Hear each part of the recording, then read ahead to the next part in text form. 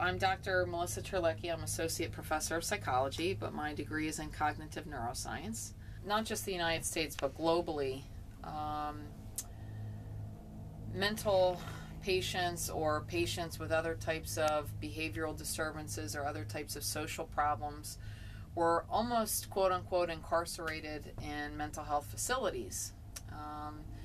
And then there came a point where funding perhaps was running out. Okay, we were trying to, through different laws in the government, we're trying to give more rights to those who are institutionalized as far as their rights as individuals to make decisions, to choose where they want to be, to choose where they don't want to be. And a lot of the mental health institutions, or originally they were called asylums, were being shut down.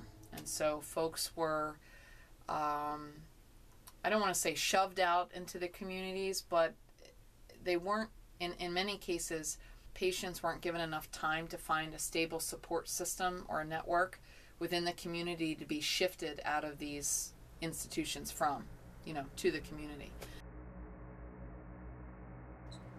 Deinstitutionalization, beginning in 1955, was a policy of moving severely mentally ill people out of large state institutions and into smaller community-based homes.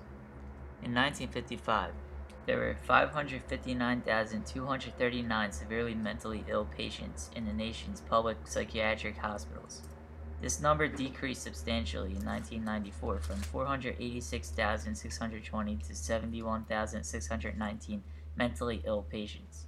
Between 50 and 60% of the deinstitutionalized were diagnosed with schizophrenia, and 10 to 15% were diagnosed with manic depressive illness and severe depression.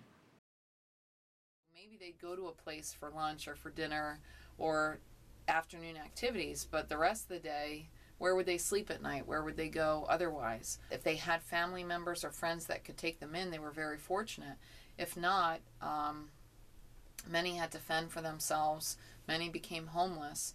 And this is not to say that the government didn't try to set up halfway houses or other community settings that would help them with food, trying to get jobs, other things like that. But these were not permanent residencies for these individuals that were deinstitutionalized. There was this case where, again, patients were really shifted from 24/7 care to partial care in the community and were left to kind of figure out the rest for themselves. It really depends on the patient. I think some patients do need round-the-clock care, and other patients can live a somewhat normal life and maybe get partial care, for their mental health issues. And I think that's what makes deinstitutionalization difficult, because it's not a one-size-fits-all problem that can be solved. But in many cases, this happened very quickly without proper funding being set up, without sustainability of resources being set up. And so, again, the aftermath was that many had nowhere to go